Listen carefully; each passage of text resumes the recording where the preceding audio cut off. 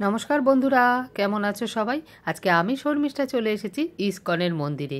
এই ইস্কনের মন্দির কিন্তু আর 5টা মন্দিরের থেকে আলাদা। তার কারণ হলো এখানে কিন্তু রাধাকৃষ্ণ পূজিত হন না, এখানে পূজিত হন অন্য দেবতা। কেন এরম বৈষম্য জেনে নেব এখানেরই এক প্রভুর থেকে। এখানে ঠাকুরের গয়না জামা কাপড়ের সাথে সাথে পাওয়া যায় মহিলাদের পরার মতো মায়াপুরে যেরম পাওয়া যায় নানা ধরনের ঘাগরা, সেই রকম নানা ধরনের আছে, নানা দামের আছে। কোথায় এই মন্দির, কিভাবে আসবে, কতক্ষণ খোলা থাকে, সব কিছুই শেয়ার করব তোমাদেরকে এই ভিডিওতে, তাই পুরো ভিডিওটা দেখতে থাকো। শিয়ালদা থেকে ট্রেনে করে আসতে হলে সোদপুর স্টেশনে নামতে হবে, ভাড়া নেবে 10 টাকা। 1 নম্বর প্ল্যাটফর্ম দিয়ে নামতে হবে, এই রকম সিঁড়ি দিয়ে নেবেই সোজা রাস্তা রয়েছে।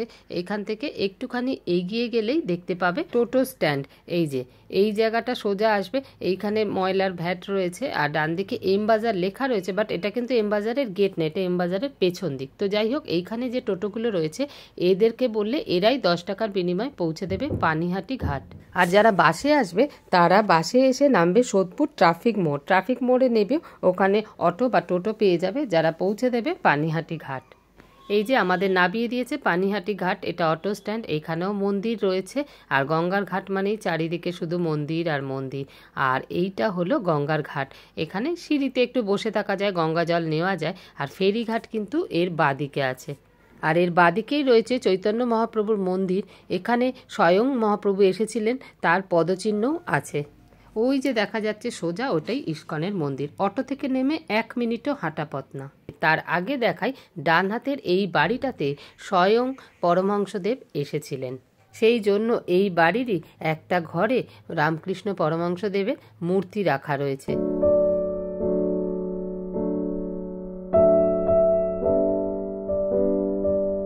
রামকৃষ্ণদেবের মন্দির থেকে একটু এগিয়েলেই ডান হাতে পাবে গোবিন্দাস। এটা হলো ইস্কনেরই রেস্টুরেন্ট। এখানে পেঁয়াজ রসুন ছাড়া অসম্ভব সুন্দর স্বাদের সব ভালো ভালো খাবার দাবার পাওয়া যায়। এই হলো ইস্কনের মন্দিরের মেন গেট। এই গেট দিয়ে ঢোকার আগেই ডান হাতের গেটেই বিশাল বড় একটা সাইনবোর্ডে এই মন্দিরের খোলা বন্ধের সমস্ত টাইম লেখা রয়েছে, সেটাই তোমাদের সাথে শেয়ার করে দিলাম। মেন গেট দিয়ে ঢুকেই ডান হাতে এই দোকানটায় পাওয়া যাচ্ছে ব্যারেল, যেটা করে চাইলে গঙ্গা জল নিয়ে যেতে পারো। এই যে চারিদিকে প্রভুরা ঘুরে বেড়াচ্ছেন। এই সোজা গিয়ে বাঁদিকে গেলেই আছে জুতো রাখার ঘর। এখানে সব নাম্বার দিয়ে খালি ব্যাগ টাঙানো আছে, এখান থেকেই একটা ব্যাগ নিয়ে সব জুতো ভরে আবার সেই নাম্বারে টাঙিয়ে দিতে হবে। এখানে কোনো রকম পয়সা লাগে না, সেই জন্য কোনো টিকিটও নেই। ওদেরকে বললাম যে ভুলে গেলে, বললো মোবাইলে নাম্বারের ফটোটা তুলে নিন। যেহেতু এখানে কেউ নেই, সেই জন্য নিজের মাল কিন্তু নিজের দায়িত্বেই রাখতে হবে। এরা তো দেখলাম, সাথে তোমাদেরও দেখিয়ে দিলাম আমরা 15 নম্বর ব্যাগে জুতো রেখেছি। জুতোর ঘরের পাশেই আছে বিশাল একটা হল, এইখানে ভোগ প্রসাদ খাওয়ানো হয়। এটা কিন্তু একদম গঙ্গার পাড়ে, আর এখন গোধূলি বেলা, কি ভালো লাগছে, আকাশের কালারটা দেখো। যাবো ওইদিকে, তার আগে এই জায়গাটা একটু ভালো করে ঘুরে দেখে নিই। আর এইখানে দেয়ালে কিন্তু নিত্যানন্দ মহাপ্রভুর সমস্ত লীলার ছবি ফুটিয়ে তোলা হয়েছে। এবার এইখানে সিঁড়ি দিয়ে যেতে হবে গঙ্গার ঘাটে। সুন্দর বাঁধানো, পুরো ঝা চকচকে একদম। ইস্কন মানেই খুব পরিষ্কার ঝা চকচকে, জানোই। আর এই বাদিকে রয়েছে শিব মন্দির।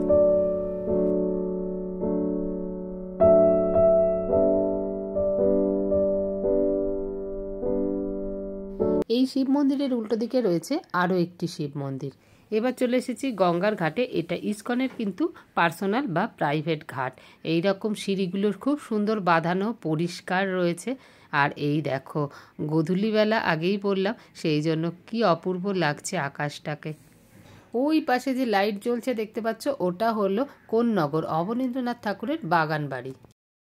এই দেখো সিঁড়িতে চেন বাঁধা রয়েছে, তার কারণ হলো অনেক সময় গঙ্গায় টান থাকে বা বান আসে, সেই সময় চান করতে যদি কেউ ভয় পায় তো চেন ধরে চান করবে।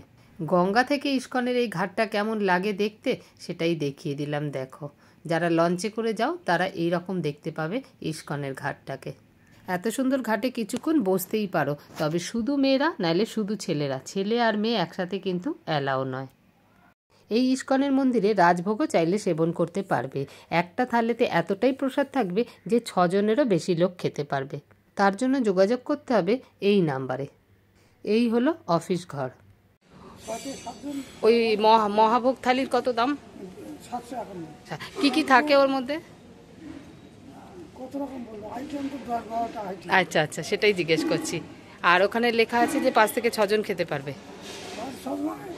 আজকাল যা খাওয়া তো তা 7 জন খেতে। 7 জন অনার্সে খেতে পারে। আচ্ছা আচ্ছা, ওটা আগে থেকে ফোন করে কন্ট্যাক্ট করতে। আমাদের বুকিং করতে আমাদের অফিসে আছে বুকিং করতে। আচ্ছা আচ্ছা, ফোন করেও তো বুক করা যায়। হ্যাঁ, ফোন করে করা যায়। নিয়েও যেতে পারবে ওই প্রসাদটা। অধিকাংশ নিয়ে যায় কেউ, এখানে 6-7 জন এসে এখানে বসে প্রসাদ পেয়ে যায়। আচ্ছা, অনেক ঝামেলা করে না, বাড়ি গিয়ে যায় সবাই মিলে বাড়ি। হ্যাঁ, কন্টেনারে দিয়ে দেওয়ার ব্যবস্থা। এইখানে রয়েছে মা জগদ্ধাত্রীর মন্দির। জগদ্ধাত্রী মায়ের মূর্তিটা কি সুন্দর, শুধু দেখো। আর সাজানোটাও এত সুন্দর হয়েছে। উফ, জগদ্ধাত্রী তো জগদ্ধাত্রী। এই হলো মেন মন্দির। আর এই ইস্কনের প্রতিষ্ঠাতা যিনি প্রভুপাদ, তারই ডান দিকে মূর্তি রাখা রয়েছে একটা বড় সিংহাসনে।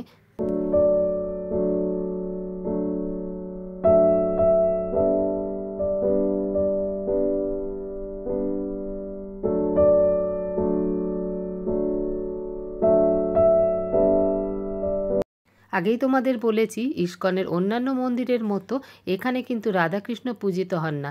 এখানে পূজিত হন শ্রী শ্রী গৌর নিতাই।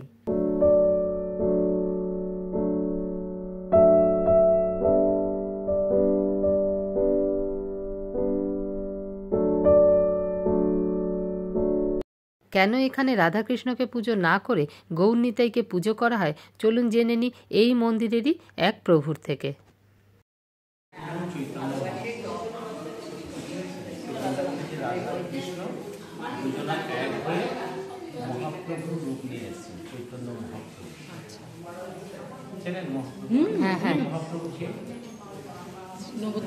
নিতাই তো নিমাই, হ্যাঁ। জগন্নাথ হইল যে ঈশ্বরচিৎ সুস্থ হইল সেই বলরাম হইল নিতাই। বৃন্দাবনের যে বলরাম নিত্যানন্দ প্রভুর রূপ নিয়ে এসছেন, আর স্বয়ং ভগবান কৃষ্ণ রাধা আর কৃষ্ণর মিলিততম গৌর নিতাই। ওই তো গৌর নিতাই। না, দুজন তো গৌর আর নিতাই। অন্যান্য ইস্কন মন্দিরে যেমন রাধাকৃষ্ণ পূজিত হন, এখানে গৌর নিতাই পূজিত হচ্ছে। হ্যাঁ, সেটা রাধা কৃষ্ণ মিলেই তো মহাপ্রভু হয়েছে, সেই জন্য এখানে সেটা হচ্ছে। এখন সন্ধ্যা আরতি হবে, সেই জন্যই সব গোছগাছ চলছে।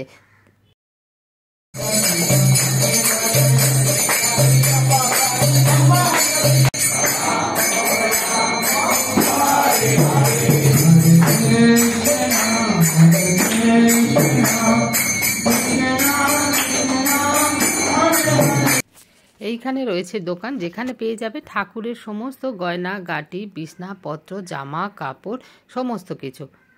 এই ধরনের ঠাকুরের চোখ পেয়ে যাবে 50 টাকায়। এই ধরনের ছোট্ট ঠাকুরের মুকুট পেয়ে যাবে 30 টাকায়। এই বাঁশিটার দাম আছে 40 টাকা। এই বাঁশিটার দাম আছে 180 টাকা। তার কারণ তো দেখেই বুঝতে পারছো, প্রচুর স্টোন ওয়ার্ক রয়েছে। এটা আরেকটু ছোট, এটার দাম 70 টাকা। এইরকম হার কানের মুকুট একসাথে পেয়ে যাবে 170 টাকায়। ছোট্ট গোপালের জন্য ছোট্ট দুটো টুপি 10 টাকা। এই ঘাগরাটা 3 পিস আছে, তার দাম 1100 টাকা। ঘাগরা ব্লাউজ বানানোই রয়েছে, সাথে ওড়নাও আছে। এই ধরনেরই আরও ঘাগরা পেয়ে যাবে, এক একটার এক এক রকম দাম, তবে সবগুলোই কিন্তু 3 পিসের সেট। তো এই ছিল আজকের ভিডিও। যদি ভিডিওটা ভালো লেগে থাকে তাহলে একটা লাইক করে দিও, আর সাবস্ক্রাইব করে আমার পাশে থাকার অনুরোধ রইল। দেখা হচ্ছে অন্য কোনো ভিডিওতে, ততক্ষণের জন্য বাই বাই।